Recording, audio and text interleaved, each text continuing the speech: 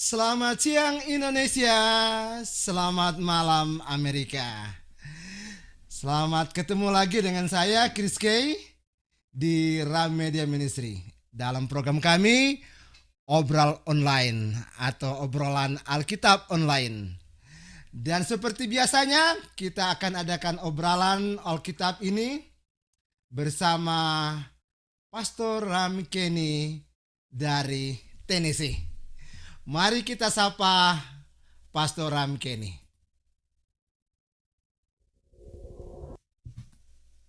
Halo pendeta, ketemu lagi. Ya, puji Tuhan. Ya, saya dengan keluarga di sini dengan pertolongan Tuhan tetap sehat-sehat.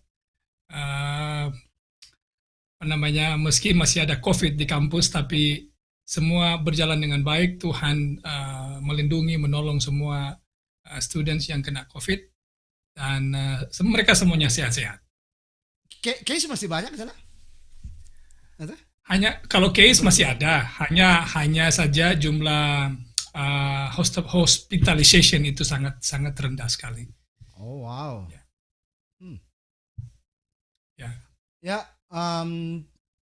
minggu ini atau episode ini kita akan lebih seru kayaknya.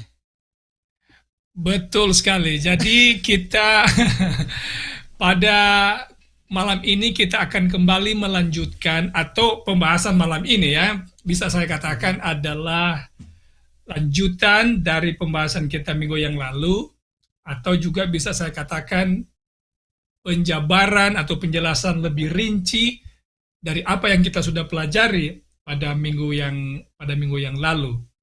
Dan khususnya pada malam ini atau siang ini di Indonesia, kita akan membahas dua pertanyaan penting. Pertanyaan yang pertama adalah, bagaimana mungkin undang-undang hari Minggu akan diberlakukan atau dipaksakan di Amerika?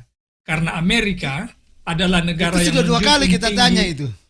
Iya, jadi sekarang ini kita akan bahas lebih detail tentang pertanyaan ini. Kita akan lihat bagaimana bisa di Amerika ini akan terjadi pemaksaan undang-undang hari Minggu.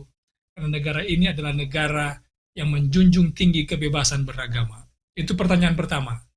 Pertanyaan kedua yang akan kita bahas malam ini adalah, kalau itu terjadi, bagaimana dengan negara-negara non-Kristen? Ada Muslim, Buddha, atau Hinduism, atau Hindu, dan agama-agama non-Kristen lainnya. Apakah mereka ini akan dengan mudah menerima, menyetujui, dan melaksanakan serta menjalankan ini undang-undang hari Minggu ini di negara mereka? Ini pertanyaan yang akan kita bahas pada saat ini. Berarti pendeta ini di episode ini tidak akan lari banyak ke Alkitab. Karena kan sudah beberapa episode kita lihat dari segi Alkitab. Berarti ini dari segi kayak sejarah, penulis-penulis Kristen mungkin ya? Ya, kita akan lihat dari rekor-rekor yang dipublish baik secara buku maupun online. Oleh karena data-data yang saya akan paparkan pada kesempatan ini bisa kita dapatkan secara online. Oke, semua yang akan saya sampaikan ini.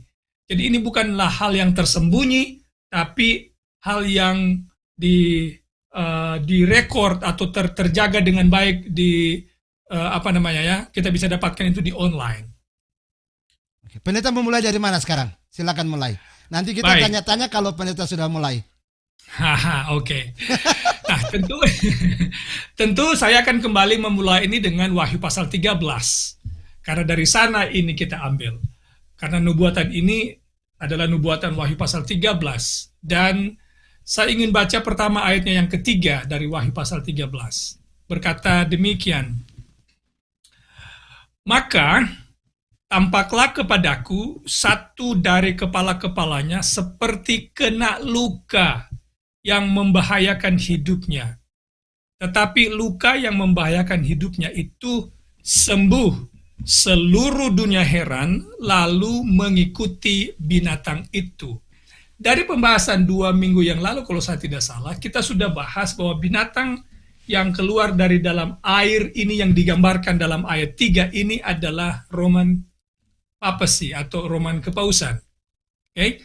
Yang dalam sejarah Roman kepausan ini luka parah dan itu digenapi pada tahun 1798 ketika Jenderal Berthier, jenderal dari Kaisar Napoleon Bonaparte, Prancis punya pemerintahan, menangkap atau menghentikan ini kekuasaan dari Roma dengan menangkap paus.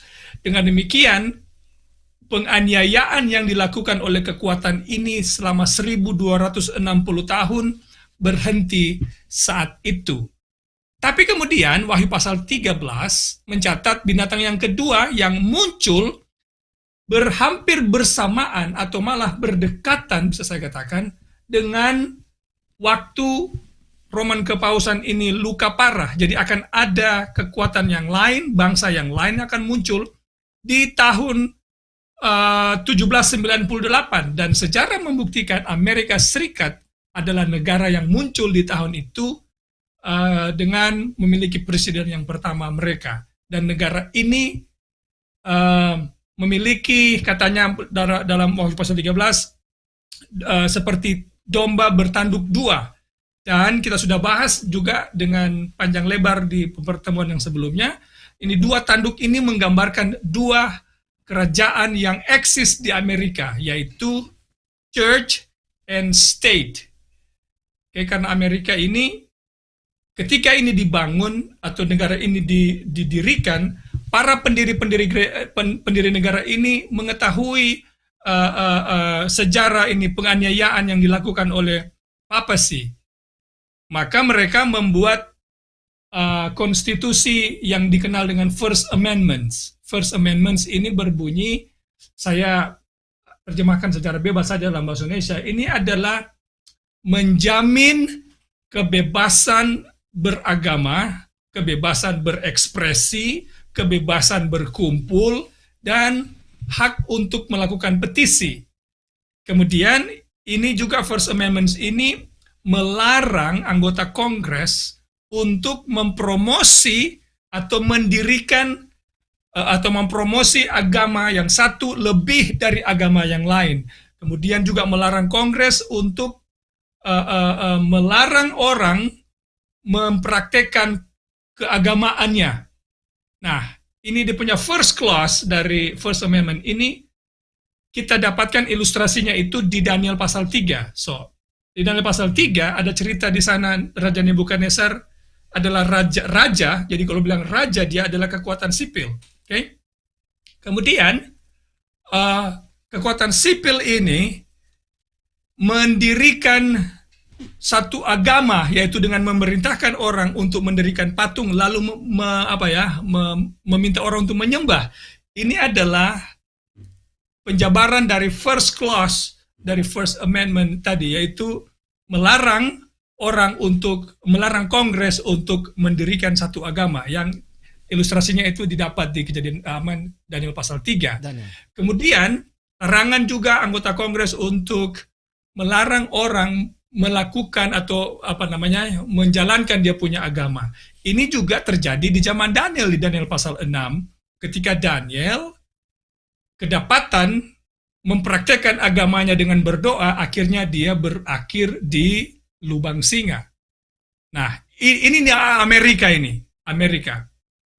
Jadi, tetapi dalam Wahyu pasal 13 ayat 12 menyebutkan Amerika, negara yang keluar atau binatang yang keluar dari dalam bumi ini, akan menyebabkan semua orang di dunia ini menyembah binatang pertama, dalam hal ini kepausan, dan patungnya.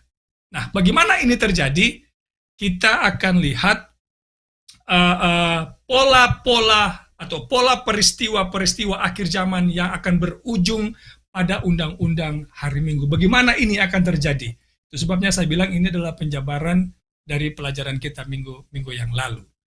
Jadi kita akan mulai dengan ini, bagaimana ini undang-undang hari Minggu ini akan keluar di Amerika. Awal cikal bakalnya seperti apa? Oke? Yang pertama ini, Ini pola yang pertama yang akan kita lihat akan terjadi di negara di mana kita berdua ini ada sekarang. Oh, Amerika Serikat, so United States will embrace Roman Catholic principles.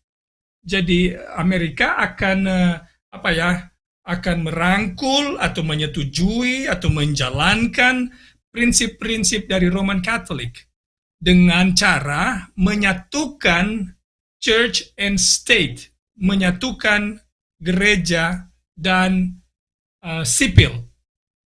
Nah, jangan lupa, papasi ini pada dasarnya berarti gereja dan negara. Kita lihat saja Vatikan. Okay? Vatikan ini dia adalah gereja, tapi gereja yang adalah juga negara dalam waktu yang sama. Jadi mereka punya ambasador-ambasador seperti negara-negara normal punya ambasador yang menjalankan fungsi politik di negara-negara perwakilan mereka. Nah, bedanya dengan Gereja Masih Advent Hari Ke-7, kita juga punya presiden, ya kan? Hanya bedanya kita ini bukan state, bukan negara kekuasaan sipil, tapi hanya gereja saja. Tapi dengan papasi artinya gereja dan negara, karena sistem ini bukan hanya sistem gereja, tapi juga adalah negara di waktu yang sama. Nah, jadi Amerika akan masuk dari segi negaranya. Jadi Amerika akan mengadopsi, bisa saya katakan, akan menjalankan atau istilahnya akan merangkul berjabatan tangan dengan Katolik dan menjalankan prinsip-prinsip Katolik, sistem Roman Katolik, yaitu akan menyatukan gereja dan negara.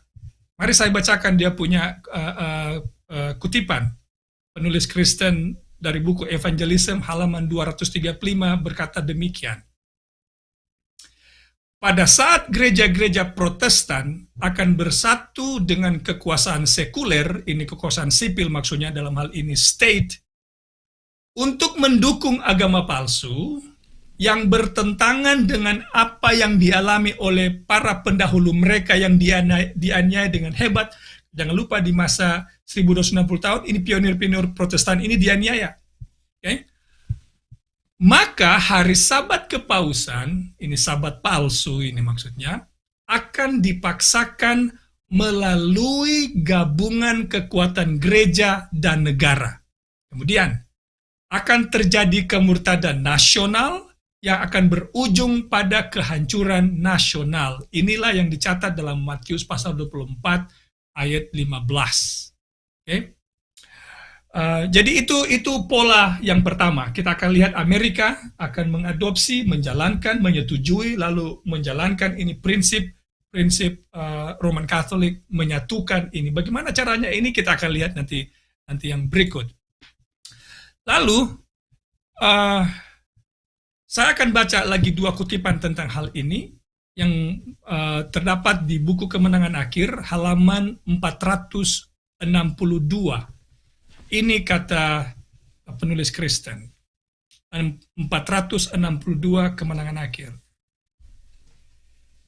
Tidak seperti itu, maksudnya tindakan seperti itu akan secara langsung bertentangan kepada prinsip-prinsip pemerintahan negeri ini, kepada keaslian lembaga-lembaga yang bebas, kepada pengakuan langsung dan sungguh-sungguh, the Declaration of Independence, ini deklarasi kemerdekaan, dan kepada konstitusi Amerika Serikat maksudnya ya.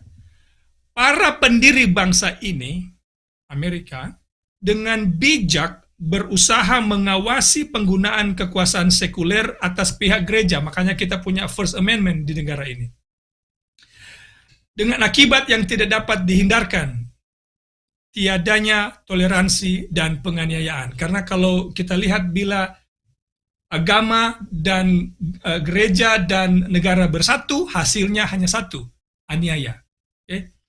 Kemudian saya bacakan terus. Konstitusi menetapkan bahwa Kongres, ini yang saya bilang tadi di atas, bahwa Kongres tidak boleh membuat peraturan atau undang-undang untuk menghormati pendirian suatu agama atau melarang pelaksanaannya. dan bahwa tidak boleh dituntut ujian agama sebagai persyaratan bagi suatu jabatan perusahaan umum di Amerika Serikat. Lalu dengar ini. Hanya pelanggaran terang-terangan kepada perlindungan kebebasan nasional saja. Pemeliharaan atau pelaksanaan suatu agama dapat dipaksa oleh kekuatan sipil. Tetapi ketidaktepatan tindakan seperti itu tidak lebih besar dari yang digambarkan dalam lambang itu.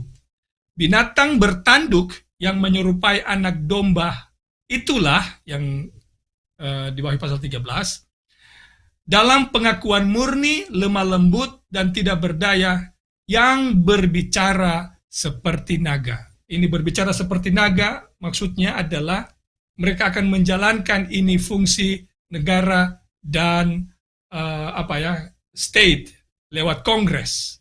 Nah, jadi dalam kutipan ini maksudnya adalah Amerika akan menjalankan ini ajaran-ajaran Roman Katolik ini. Kutipan yang lain, jadi akan ada banyak kutipan yang kita mau baca di sini. Kutipan yang lain dari buku yang sama Kemenangan Akhir halaman 610. Ini yang versi bahasa Indonesia ya, yang buku versi bahasa Indonesia. 610. Berbunyi begini. Dan hendaklah diingat adalah kesombongan Roma yang mengatakan bahwa ia tidak pernah salah. Prinsip-prinsip Gregory VII dan Innocent III masih tetap menjadi prinsip-prinsip Gereja Katolik Roma. Jangan lupa dua Pope yang saya sebut itu adalah Pope yang hidup di era-era penganiayaan. Dan seandainya ia mempunyai kekuasaan, ini Roma maksudnya, ia akan menjalankan prinsip-prinsip itu sekarang sama seperti pada abad-abad yang lampau. Protestan mengetahui hanya sedikit apa yang mereka lakukan dalam usaha meninggikan hari Minggu. Maksudnya Protestan mengetahui hanya sedikit apa yang mereka lakukan pada waktu mereka memutuskan untuk menerima bantuan Roma dalam usaha meninggikan hari Minggu. Sementara mereka berusaha untuk mencapai maksud mereka, Roma bertujuan untuk menegakkan kembali kekuasaannya untuk memulihkan keunggulan atau ini supremasi yang hilang. Jadi Amerika akan menjalankan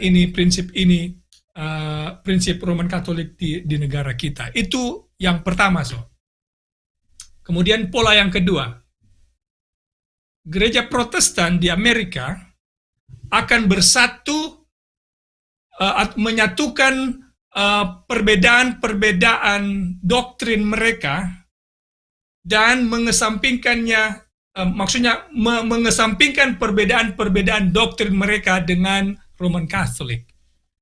Dalam arti mereka akan mengulur tangan mereka, berjabatan tangan dengan Roman Katolik dan mengesampingkan perbedaan doktrin-doktrin atau teologi mereka. Karena jangan lupa, dua gereja ini, Protestan dan Katolik, memiliki doktrin atau teologi yang berbeda sekali. Tapi pada akhirnya mereka akan kesampingkan perbedaan ini dan mencoba untuk bersama-sama dalam beberapa hal yang common. Nanti kita akan lihat apa isu-isu apa itu yang kedua gereja ini akhirnya bersatu. Isu-isu apa itu? Termasuk sosial isu, nanti saya akan bahas sebentar. Tapi kan pendeta kalau lihat dari populasi kedua agama ini sangat menjolok perbedaannya. Dari hasil survei Gallup 2018, Katolik itu di Amerika hanya kurang lebih 25% kalau nggak salah. Bagaimana yang besar mau menerima populasi yang kecil ini? Well, karena jangan lupa ini gereja Roma ini adalah gereja terbesar di dunia. Pengikutnya walaupun di Amerika kecil. Di dunia. Walaupun di Amerika kecil, tapi jangan lupa juga adalah ini gereja ini adalah gereja yang super kaya. Super kaya dan boleh jadi adalah sumber fun dari negara di mana kita berada. Oke. Nah, saya mau bacakan dulu komentar penulis Kristen tentang gereja Protestan yang akan mengesampingkan perbedaan dengan Katolik, lalu mereka akan berjabatan tangan. Ini kata dari buku Kemenangan Akhir halaman 465. Saya baca dari buku ini ya. 465.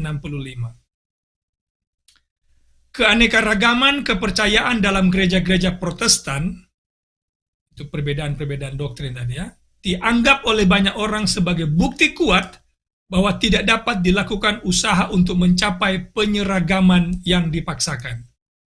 Tetapi di gereja-gereja Protestan selama bertahun-tahun telah ada perasaan yang kuat untuk bersatu atas dasar pokok-pokok ajaran yang umum. Untuk mencapai persatuan seperti itu, perbincangan mengenai pokok-pokok yang belum disepakati oleh semua gereja-gereja Protestan dan Katolik, betapapun pentingnya ditinjau dari sudut pandang Alkitab, harus dihindarkan. Jadi mereka bilang, biarpun orang beda-beda, tapi perbedaan ini harus dihindarkan demi mencapai Christian unity, persatuan Kristen. Itu tujuan mereka, goal dari mereka. Lalu lanjutan lagi, masih di halaman yang sama, bila mana gereja-gereja utama di Amerika Serikat bersatu dalam pokok-pokok ajaran seperti itu, sebagaimana yang biasanya mereka lakukan, akan mempengaruhi negara untuk memaksakan ajaran mereka dan mempertahankan institusi mereka. Kemudian dengar ini. Kemudian, Protestan Amerika akan membentuk patung hierarki Romawi. Itu disinggung dalam Wahyu pasal 13. Dan pengenaan hukuman sipil kepada pembangkang-pembangkang yang akan terjadi dengan pasti. Jadi ini kita lihat ini sementara terjadi di Amerika. Wah, ini Protestan, gereja-gereja Protestan yang terkemuka di Amerika ini sudah mengulur tangan mereka dengan Roman Kepausan punya ajaran. Nah, saya mau masuk sekarang bagaimana ini terjadi? Apakah ada dalam sejarah rekor ini pergerakan-pergerakan ini terjadi sebenarnya? Saya memulai apa yang saya singgung minggu yang lalu dari John F. Kennedy, Presiden Katolik Amerika yang pertama. So the first Catholic President of United States, John F. Kennedy. Mungkin ada di gambar, mungkin bisa ditampilkan gambarnya. Oke. Tunggu, kita coba. Ya, jadi oke, itu dia. Yang ini? Jadi saudara bisa lihat di sana gambar yang pertama, slide yang pertama. Tunggu. Balik lagi ke atas. Balik lagi yang slide yang pertama. Terus ke atas lagi.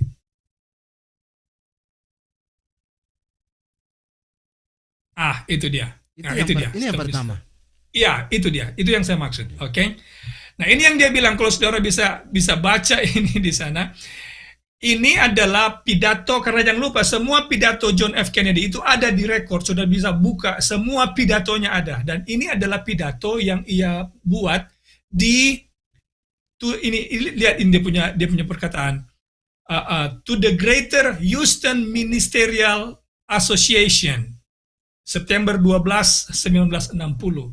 Oleh karena ini, persatuan-persatuan para pendeta Protestan di Amerika, mereka takut kalau Presiden Amerika Serikat itu seorang Katolik. Kenapa? Karena mereka mengerti betul siapa ini Roman Katolik. Mereka akan lebih patuh kepada gereja daripada kepada negara di mana mereka pimpin. Lebih dari itu, mereka juga tahu bahwa hasil dari ketidakpatuhan terhadap gereja akan terjadi aniaya. Jadi ini para pendeta-pendeta ini, pemimpin-pemimpin Protestan di Amerika takut. Tapi untuk mendapatkan vote, maka ini yang dilakukan oleh John F. Kennedy. Itu tercatat di pidato ini. Dia bilang begini, I believe in America where the separation of church and state is absolute. Dia percaya bahwa pemisahan gereja dan negara di Amerika itu mutlak. Tetapi selanjutnya sudah bisa baca nanti di sana. Pada dasarnya intinya begini, dia bilang. Tetapi saya akan memastikan bahwa saya akan abide atau akan menomorsatukan konstitusi negara di mana saya akan memimpin. Tidak akan ikuti, tidak akan mempraktekkan prinsip-prinsip Roman Katolik yang dia anut. Itu kira-kira. Makanya dia mendapatkan vote dan dia menjadi presiden Katolik yang pertama. Dari sini para pemimpin-pemimpin Protestan mulai melihat, oh, ini Roman Katolik ini sudah berubah, sudah ada perubahan. Jadi awalnya mereka menjaga jarak atau karena kalau sudah ingat ini perseteruan Protestan dengan Katolik ini berawal dari karena Katolik menganiaya Protestan. Jadi Protestan akhirnya meninggalkan Roman Katolik. Okay? Tetapi dengan melihat peristiwa John F. Kennedy, orang-orang Protestan ini berpikir, ini sudah melembek atau sudah berubah ini Roman Katolik. Padahal jangan lupa Roman Katolik papacy tidak pernah bergeser dalam prinsip mereka, tidak pernah berubah sejengkal pun, mereka tidak pernah berubah. Sama yang dulu dan yang sekarang. Nah, itu yang pertama.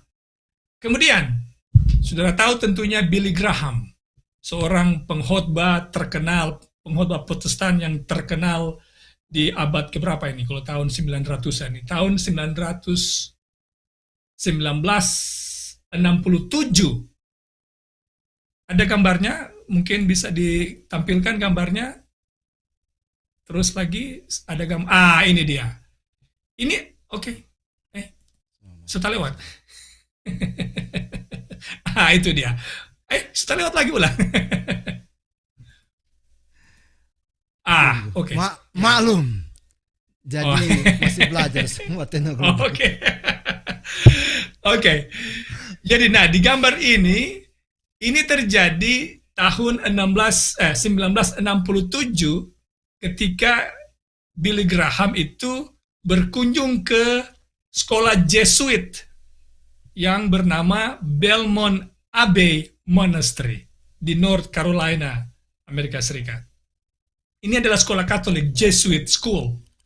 Kemudian dari sekolah ini, dalam kunjungan ini, Billy Graham, pemimpin Protestan, pengkhotbah Protestan yang terkenal, menerima gelar doktoral pemberian gitu ya.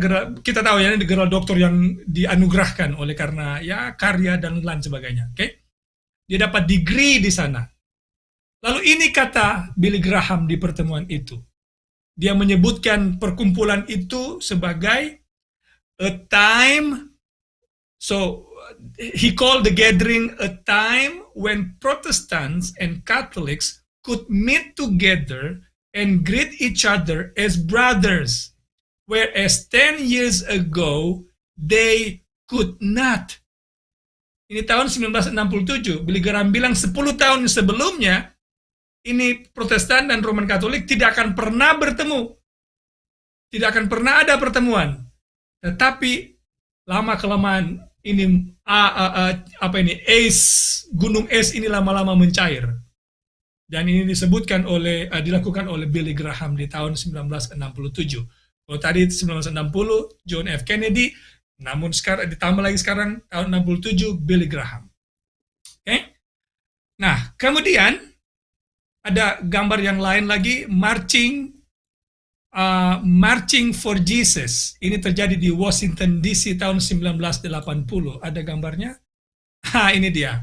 Washington for Jesus. Revival, Fervor, and Political Disclaimers. Kalau saudara baca artikel ini, saudara akan dapatkan bahwa salah satu pemimpin mereka yang bernama Pat Robertson, dia memimpin kurang lebih 200.000 orang yang adalah rekor waktu itu rally terbesar yang dilakukan oleh gereja di jalan yang menuntut yang menyatakan bahwa ini Amerika ini sudah korup oleh karena para pemimpin-pemimpin mereka yang korup, yang menyetujui abortion, yang menyetujui ini pernikahan sejenis dan lain sebagainya. Ini isu-isu sosial. Lalu mereka bilang, kalau ini dibuat reformasi, maka Allah akan menghukum Amerika dengan mengizinkan Amerika diserang oleh Uni Soviet. Itu kata pergerakan ini. Lalu mereka menyadari bahwa dengan rally, dengan jumlah orang yang banyak, tidak berdampak hebat kepada pergerakan mereka. Mereka menyadari bahwa ternyata lebih bermanfaat mereka untuk mendekati individu-individu yang berada di Kongres. Jadi lobby-lobby personal individu-individu itu mereka lakukan dan mendekati state officials yang berada di state level. Agenda mereka adalah menekankan bahwa oleh karena ini Amerika ini sudah korup, maka agenda gereja harus dijalankan, harus disetujui oleh pemerintah supaya meredakan ini masalah di negara ini.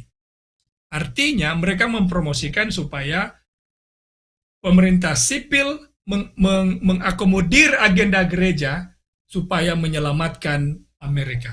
Ini terdengar familiar dengan zaman Yesus, bukan? Orang pemimpin-pemimpin gereja ini karena tidak punya kuasa untuk menggolkan agenda mereka, mereka perlu kekuatan sipil, dalam hal ini Roma. Nah, kita teruskan. Kemudian saya kembali ke Billy Graham dulu sebentar. Di tahun 1993, Billy Graham pernah berkata demikian sebenarnya. Dia bilang begini, I admire the Pope. Dia mengagumi ini Pope ini. Dia bilang, dia dengan Pope, both address the same moral issues. Sudah lihat ini Protestan dan Katolik mengadres isu-isu yang sama. Karena sudah lihat itu perbedaan, mereka kesampingkan perbedaan dan mencari persamaan-persamaan yang mereka miliki. Nah, lalu seorang yang bernama, saya lupa taruh dia punya gambar di slide tadi, so minta maaf. Tapi bagi saudara-saudara yang nonton ini bisa dapat ini di YouTube, saudara bisa cari di YouTube bernama Ralph Reed. Dia adalah the founder of Christian Coalition. Ini dari left, pergerakan Republik. Dia bilang begini, dia punya speech di public, dia punya kampanye, dia bilang begini, jika Katolik dan Evangelical Christian dan Protestan bersatu, maka semua calon, ini berbicara dari Republik, maka semua calon pasti akan terpilih dan semua agenda akan sukses baik di Kongres maupun di state legislatif. Dengar dia punya statement ini. Ini dia bicara di pertemuan yang besar. Dia bilang jika Katolik dan Evangelical Kristen dan Protestan bersatu, maka akan lebih kuat kekuatan mereka. Itu kira-kira dia punya ide. Lalu ada gambar di sana yang saya siapkan, yaitu terjadi tahun 1994. Ini mempermudah saudara bisa cari di Wikipedia ada, dan juga di Google banyak ini. Ini yang dikenal dengan Evangelicals and Catholic Together, ini dia punya jurnal. Bisa ditampilkan dia punya gambar, itu dia. Oke. Jadi dalam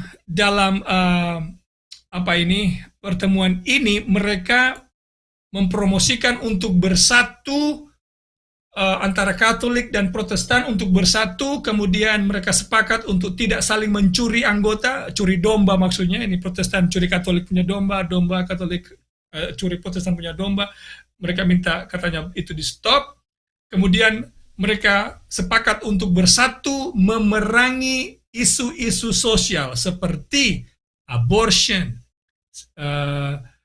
same-sex gender atau marriage with the same gender, climate change. Tidak heran di Amerika ini semua agenda ini disetujui oleh oleh Roman Kepausan. Okay? Lalu kemudian salah satu yang menandatangani ini pergerakan ini namanya Kate Fournier. Dia ada tulis buku. Bukunya saya taruh ada di slide bukunya. Ini dia. Dia punya nama adalah Kate Fournier. Kira-kira begitu dia punya spelling atau dia punya pronunciation. Dia tulis buku namanya A House United. Lalu dia tulis begini, Evangelicals and Catholic Together. Lalu dia punya statement berikut, A Winning Alliance for the 21st Century.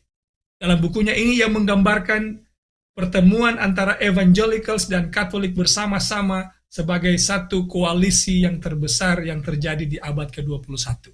Sudah lihat ini pergerakan yang terjadi di Amerika, perlahan-lahan Protestan berangkulan tangan dengan Amerika.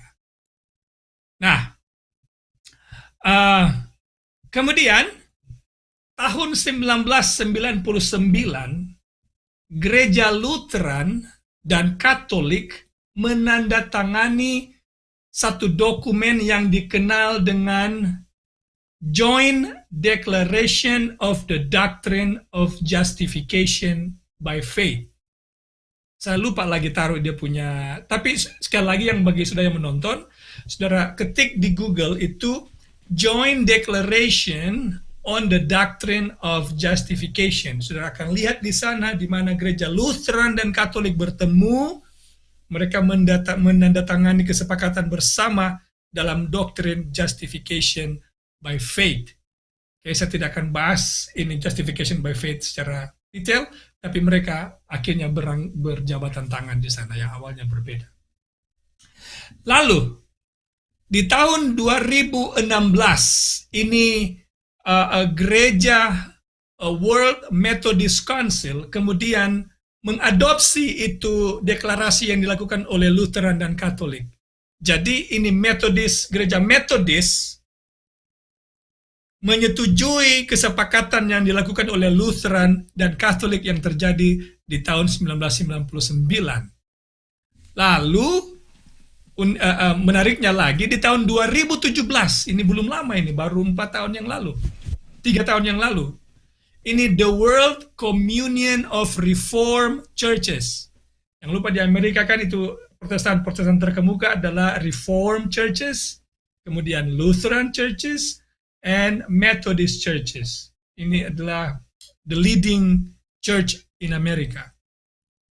Di tahun 2017, ini Reformed churches mewakili 80 juta members dari mereka punya anggota Presbyterian, Reform, United, kemudian Waldensian churches. Mereka kemudian mengadopsi itu dokumen yang dilakukan oleh Lutheran dan Katolik. Mereka akhirnya sepakat juga di sana.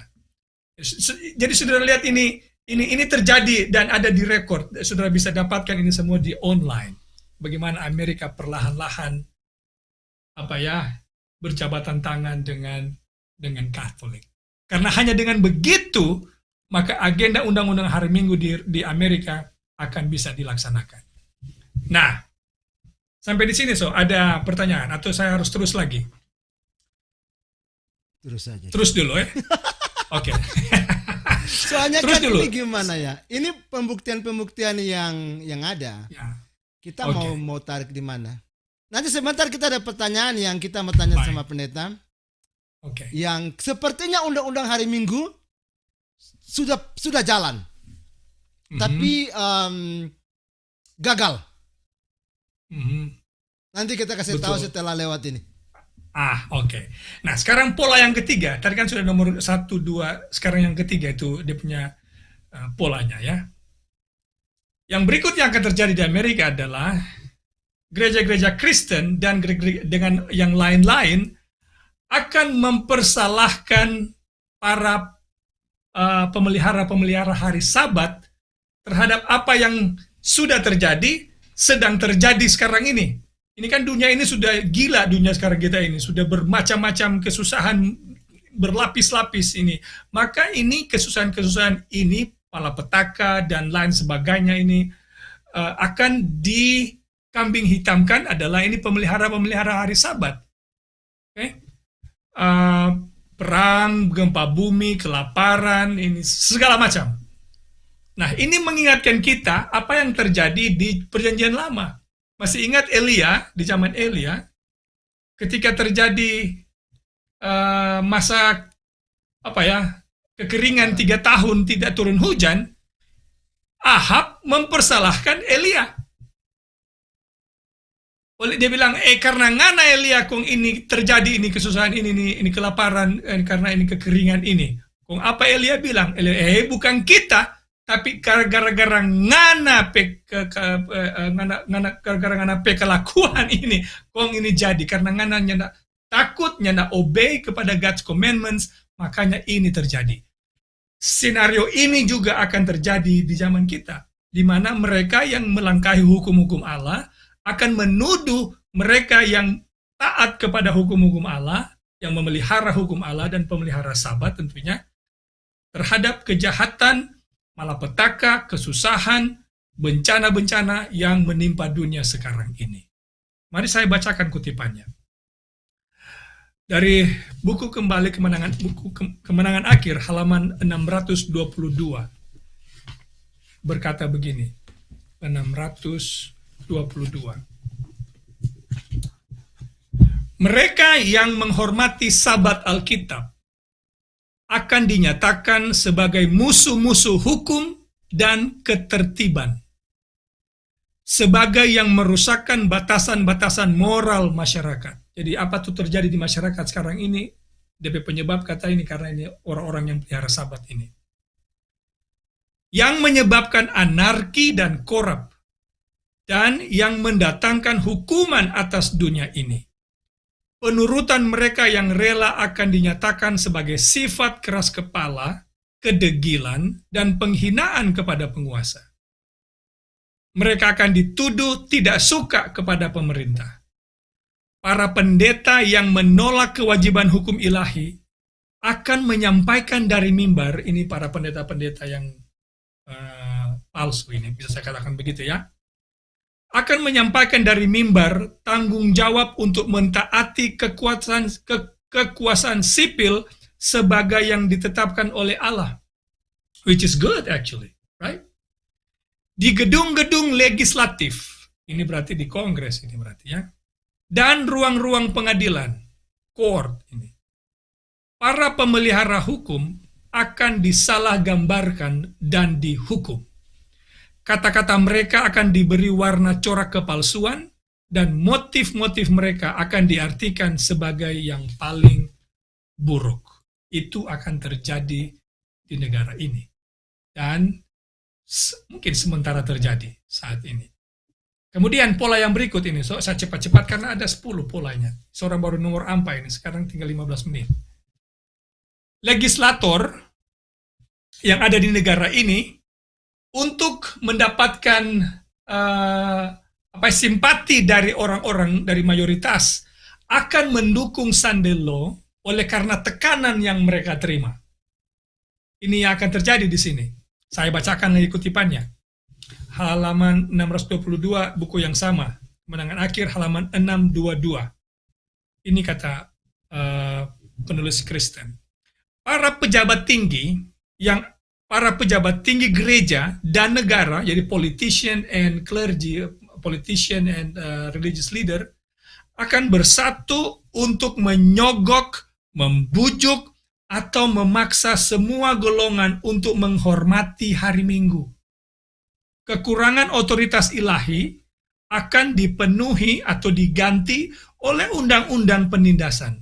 Kejahatan politik menghancurkan cinta kepada keadilan dan penghormatan kepada kebenaran. Jadi karena politik, iman mereka abaikan.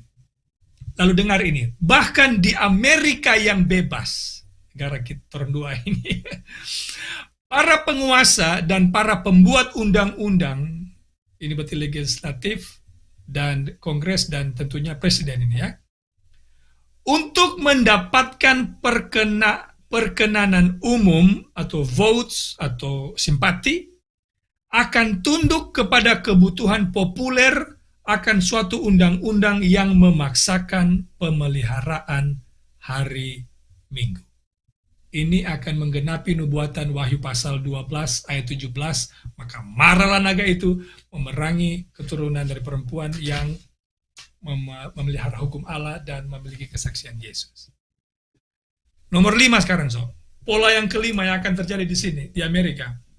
Para pemimpin-pemimpin politik tidak akan mengerti dengan jelas apa motif dari pemimpin-pemimpin agama yang menggunakan mereka, karena pemimpin-pemimpin politik ini sebenarnya hanya digunakan oleh pemimpin agama untuk mencapai mereka punya agenda, mencapai mereka punya tujuan.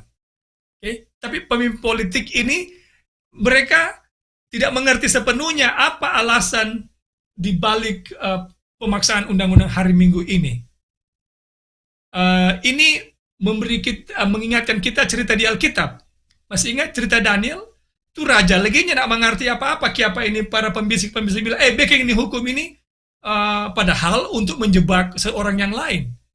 Lalu Ahasveros juga, cerita Ahasveros, yang tidak mengerti itu motif dari Haman supaya membunuh ini orang-orang Yahudi oleh karena siapa itu? Saya lupa namanya, yang tidak mau tunduk kepadanya. Akhirnya Haman digantung pada akhirnya, ya kan? Mordekai, ya kan? Mordekai maksudnya. Jadi ini Raja Ahasveros ini tidak mengerti ini Haman pemotif. Kenapa dia minta ini orang Yahudi ini dibunuh semua? Ada perintah yang dia ajukan kepada raja. Ini juga akan terjadi di Amerika. Pemimpin-pemimpin politik tidak mengerti motif dari pemimpin agama. Saya baca kutipannya. Ini terdapat di Review and Herald Januari 1 tahun 1889. Terdapat kekuatan setan yang menggerakkan pergerakan pengudusan hari Minggu. Lalu dengar ini. Tetapi kekuatan itu terlihat tersembunyi. Bahkan orang-orang yang terlibat dalam usaha itu, itulah para pemimpin-pemimpin politik, mereka sendiri dibutakan dari hasil mengikuti pergerakan itu. Ini juga mengingatkan kita kegenapan dari Wahyu pasal 17, di mana mereka yang tertipu akhirnya pada akhirnya akan berbalik menyerang itu the harlot, dalam hal ini pemimpin-pemimpin religious leader maksudnya ya. Nah, kemudian yang keenam, pemimpin-pemimpin agama akan memaksakan perubahan konstitusi di Amerika. Jadi akan mereka mendesak supaya diadakan amendments itu konstitusi di Amerika ini. Kemudian yang terjadi adalah apa yang tidak konstitusional akan dideklar oleh Supreme Court of America of United States sebagai sesuatu yang konstitusional. Karena pengaruh dari religious leader. Saya bacakan kutipannya. Kutipan yang tadi sebenarnya, kemenangan akhir halaman 622 yang saya sudah bacakan di atas, di mana ini para pemimpin ini akan menggolkan itu undang-undang hari Minggu. Lalu yang ketujuh, pola yang ketujuh, Protestan akan bersatu dengan Katolik untuk melobi ini National Sunday Law. Mereka akan berusaha mewujudkan ini National Sunday Law. Bahkan, di A6, kita mau potong di A6. Karena tadi di A6, pendeta singgung mengenai Supreme Court. Supreme Court, kan? Ya. Kita sekarang mau masuk di pertanyaan yang kita bilang tadi. Pendeta, tahu enggak yang istilah Blue Law di Amerika Serikat? Ya, ada banyak di online itu, kok? Yes, itu bagian dari sejarah Amerika.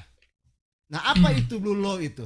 Blue Law itu lebih dikenal dengan bisa dikatakan undang-undang hari Minggu. Itu sudah ada dari zaman kolonial penerapannya. Namun di zaman kolonial lama-lama di zaman kolonial itu ada aniaya oleh karena orang-orang di zaman itu tidak mau ikut ini gereja yang mula-mula yang datang dari Eropa punya kemauan.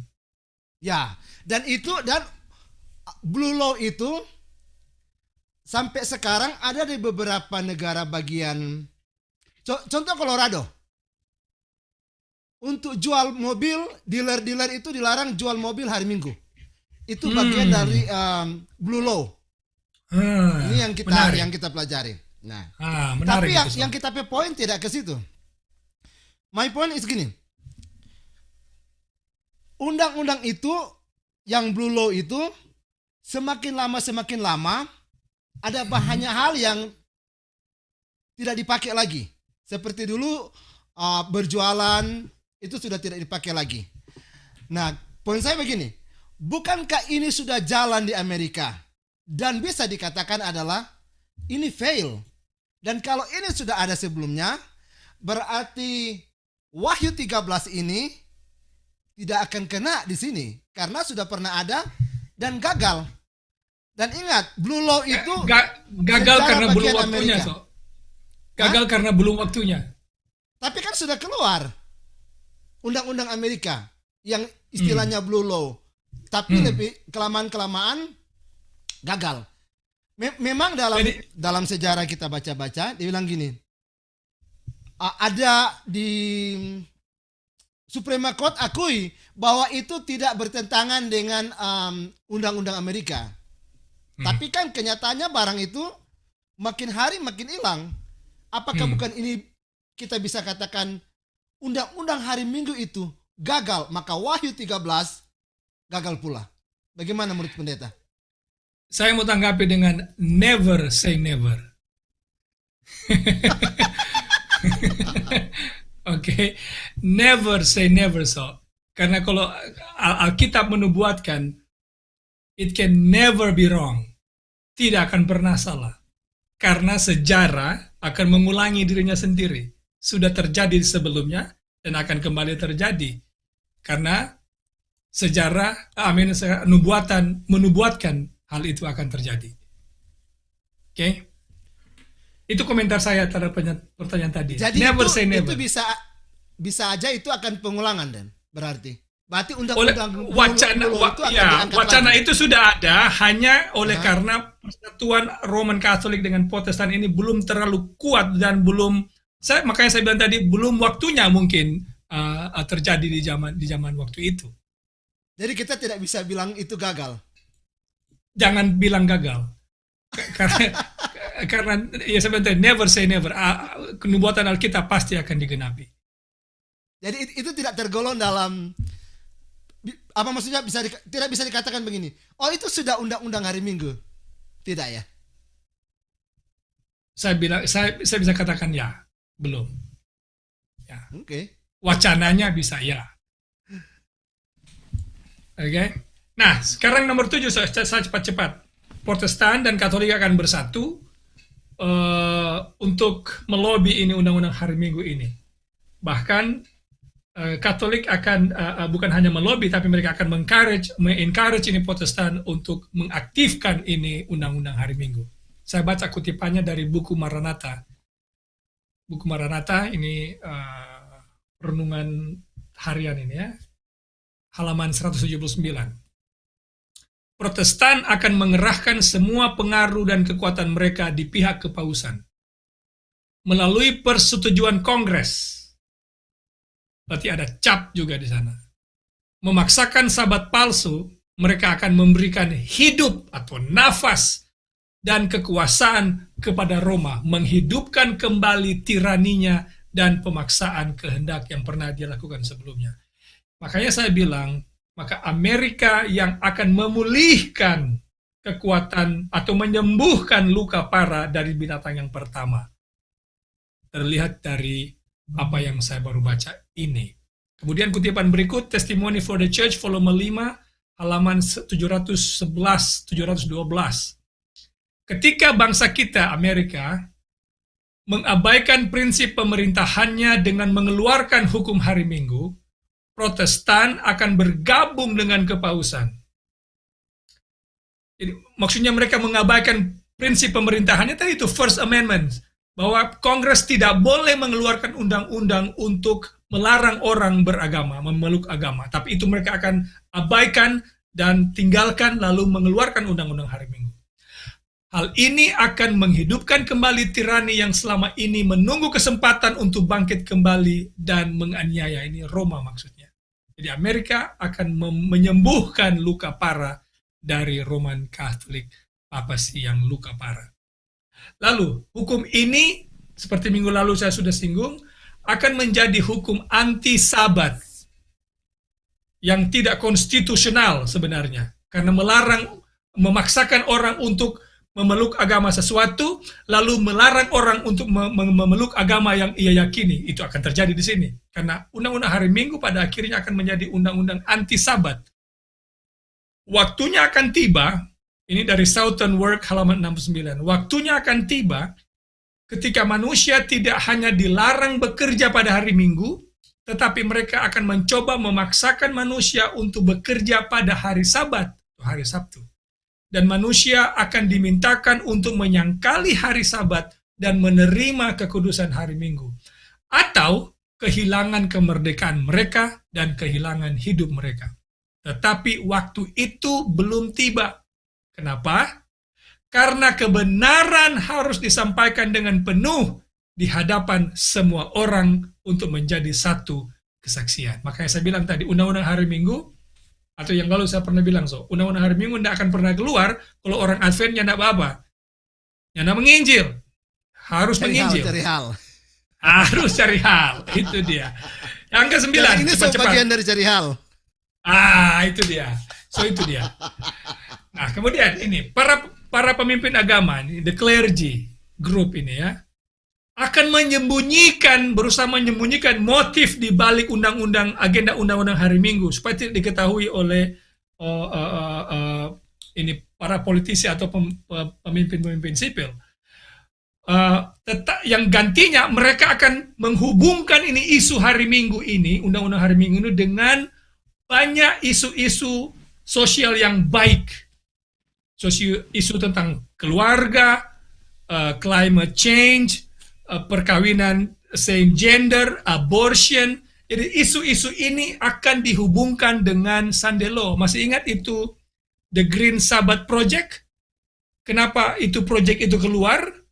Karena climate change. Jadi mereka menghubungkan ini climate change dengan hari Minggu. Jadi harus ada istirahat satu hari, satu minggu, yaitu hari Minggu. Itu The Green Sabbath Project yang saya bahas minggu yang lalu.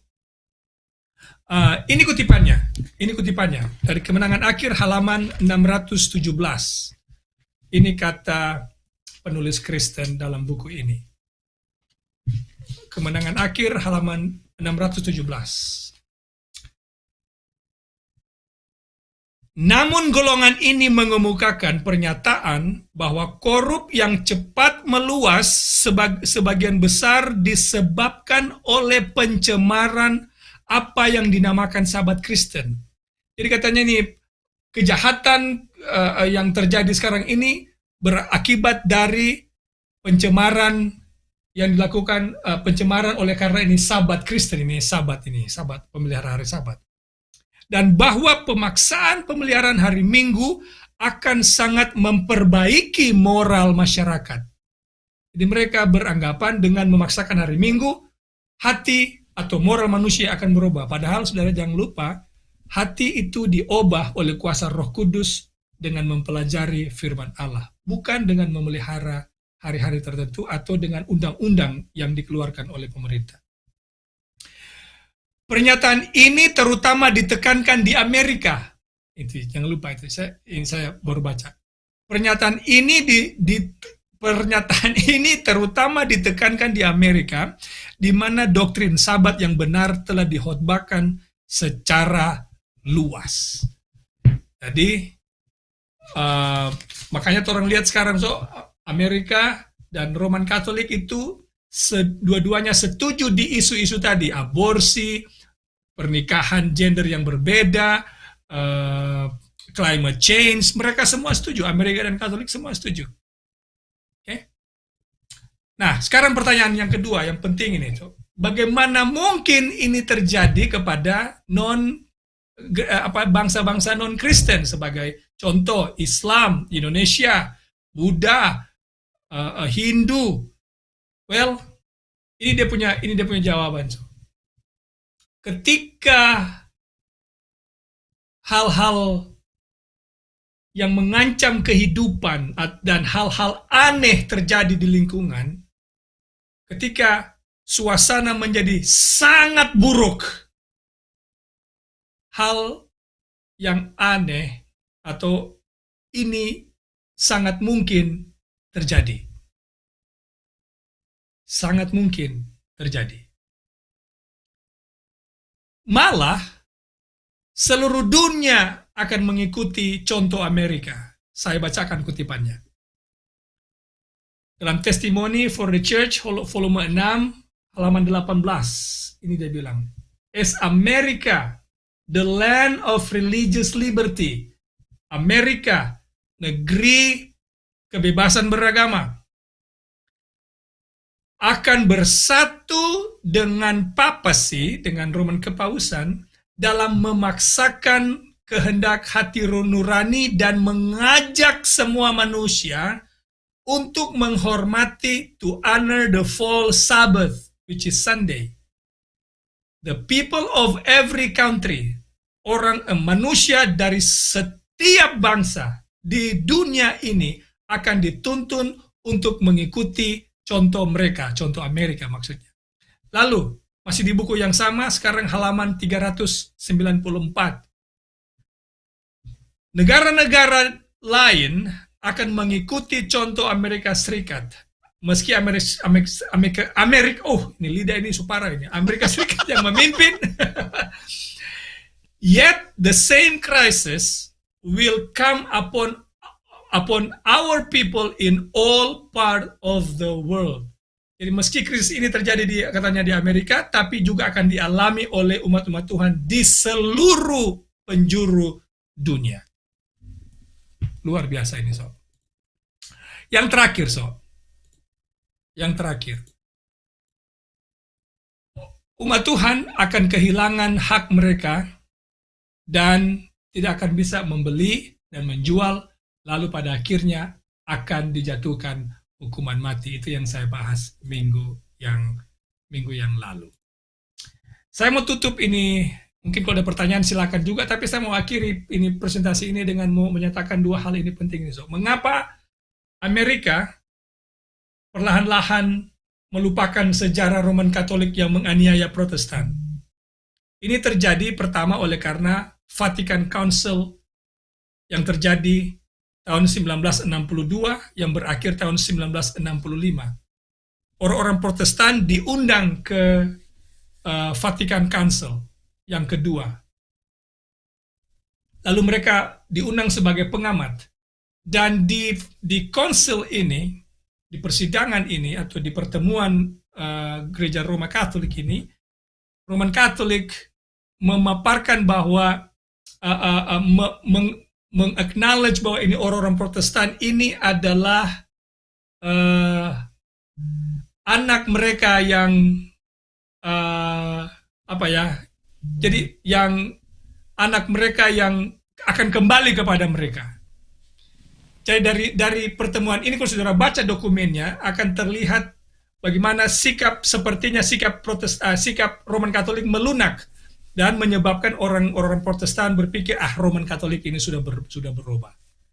Kemudian jangan lupa pemahaman orang Protestan terhadap final event peristiwa-peristiwa akhir zaman berbeda dengan kita Seventh-day Adventist.